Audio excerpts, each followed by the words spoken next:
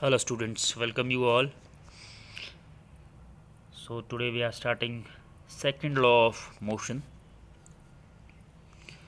The first law of motion indicates that when an unbalanced external force acts on an object, its velocity changes. That is, the object gets an acceleration. We would now like to study how acceleration of an object depends on the force applied to it and how we measure a force.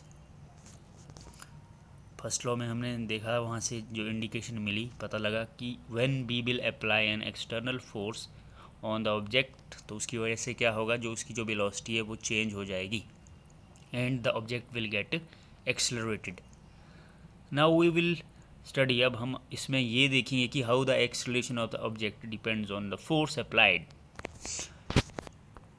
Late us recount some observation from our everyday life.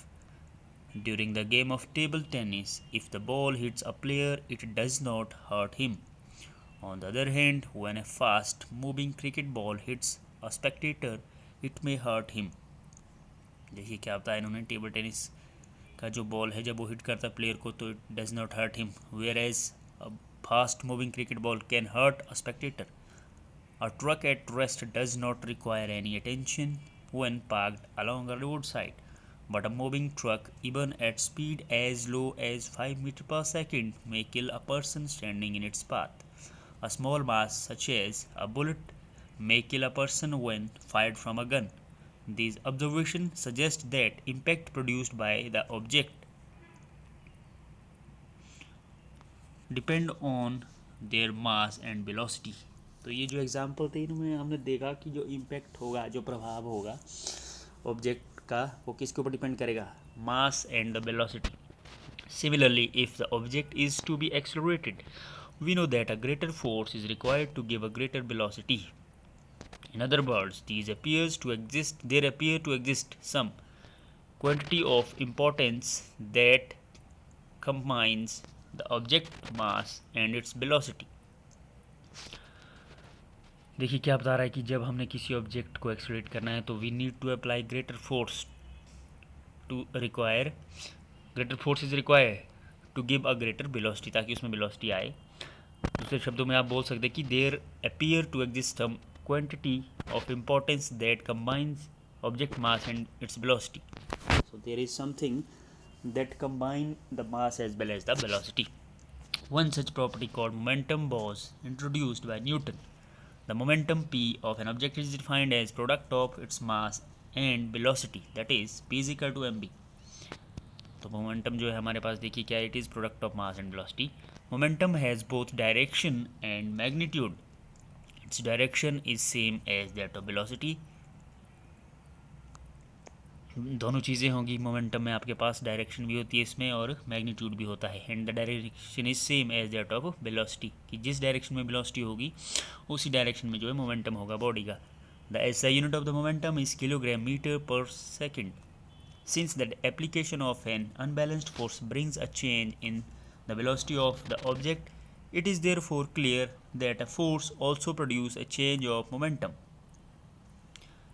देखें क्या बोल रहा है ये, application of an unbalanced force bring a change in the velocity of object velocity change होती है on applying force. So it is clear that force also produces change of momentum. Let us consider a situation in which car with a dead battery is to be pushed along a straight road to give it a speed of 1 meter per second, which is sufficient to start its engine. If one or two person give a sudden push for it, it hardly starts. अगर एक गाड़ी को हमने धकेल के आगे ले जाना है स्ट्रेट लाइन में जिसकी बैटरी डेड हो चुकी है तो क्या होगा, इफ़ वन और two person will give sudden push तो ये स्टार्ट नहीं होगी. But a continuous push over some time result in gradual acceleration of the car to this speed. It means that the change of the momentum of the car is not only determined by the magnitude of the force but also by the time during which the force is exerted. तो यहाँ से एक चीज़ और पता लगी हमें कि जो मोमेंटम है वो मेजर केवल मैग्नीट्यूड ऑफ फोर्स की वजह से नहीं होगा, बल्कि इस बात पे भी डिपेंड करेगा कि जो फोर्स है वो कितने समय तक लग रही थी. It may then also be concluded that the force necessary to change the momentum of an object depends on the time rate at which the momentum is changed. So यहाँ से ये पता चलता है कि जो फोर्स है वो किसके ऊपर डिपेंड करी, it is depending on the time period as well. The second law of motion states that rate of change of momentum of an object is proportional to the applied unbalanced force in the direction of force. Second law से हमें ये पता चला कि rate of change of momentum जो है object का वो किसके ऊपर डिपेंड करता है, is directly proportional to applied unbalanced force in the direction of force, कि जितनी हम फोर्स लगा रहे हैं और जिस डायरेक्शन में फोर्स लग रही है उसके ऊपर डिपेंड करेगा rate of change of momentum. Then his mathematical formulation of the second law of motion. Suppose an object of mass m is moving in a straight line with initial velocity u and it is uniformly accelerated to velocity v in time t by the applications of a constant force F throughout the time t. The initial and final momentum of the object will be P1 is mu and P2 m v respectively. So change in momentum देखिए will be P2 minus P1 final minus initial. So this is rate of change of momentum. क्या होगा देखिए, change in momentum upon time t, or we can say it is the force. So F is directly proportional to m into v minus v upon t. यहाँ से देखिए आपके पास जो expression आएगा k is equal to m a बनेगा ये, because here a is v minus u upon t. इसलिए आपके पास जो ये फॉर्मूला बनेगा it will be w is equal to k m a. k is constant of proportionality. जो proportionality है जब उसको हटाया तो k लगता है उसकी जगह यहाँ पे. a is acceleration which is the rate of change of velocity. The quantity k is constant of proportionality. The SI unit of the mass and acceleration are kilogram and meter per second square respectively. The unit of the force is so chosen that the value of the constant k becomes 1 for 1. For this, one unit of the force is defined as, यहाँ से एक unit force अब define करेंगे, amount that produces an acceleration of 1 meter per second square in an object of 1 kilogram mass. That is, 1 unit of the force is equal to, here is given to you, तो value of the k become 1 from the equation F is equal to ma. तो यहाँ से एक छोटी सी definition आपने याद रखनी है कि जो 1 यूनिट फोर्स है वो आपके पास क्या होता है. 1 unit of the force is defined as amount that produces an acceleration of 1 meter per second square in an object of 1 kg of the mass. So ये आपके पास दिया है. So from here we will find that the second law of motion gives us a method to measure the force acting on an object as a product of its mass and acceleration. तो second law से हमें देखिए क्या पता चलता है कि force के बारे में पता लगेगा कि कितनी फोर्स वहाँ पे काम कर रही है ऑन द ऑब्जेक्ट.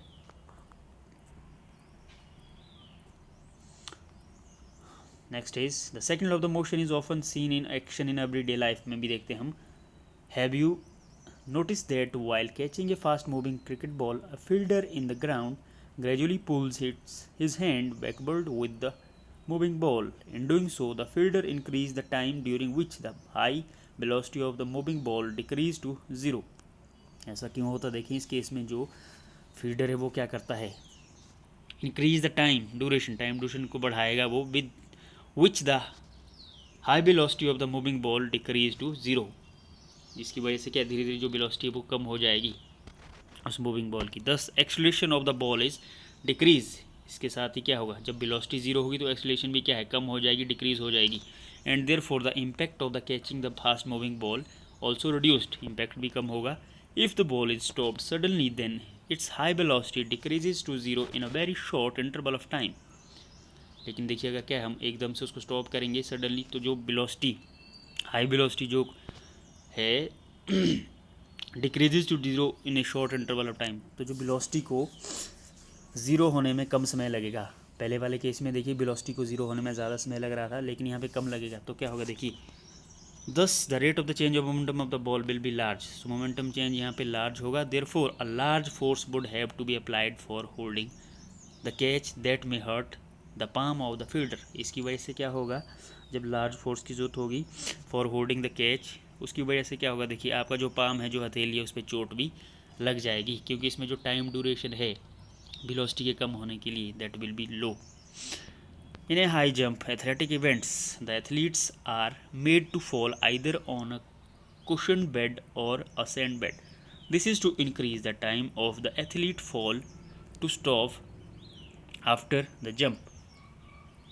देखिए इस केस में भी क्या होता है, जब आपका हाई जंप के एथलेटिक्स के जो ये स्पोर्ट्स होता है, इसमें क्या होगा, देखिए सैंड या कुशन बेड के ऊपर जो है वो फॉल करते हैं. ऐसा क्यों होता है? This is to increase time of the athlete fall to stop after making the jump. This decrease the rate of change of momentum and hence the force. इसकी वजह से भी क्या होगा, जो रेट ऑफ मोमेंटम है वो कम हो जाएगा और इसके साथ जो फोर्स भी कम हो जाएगी और जो प्लेयर है उसको वो चोट नहीं लगेगी.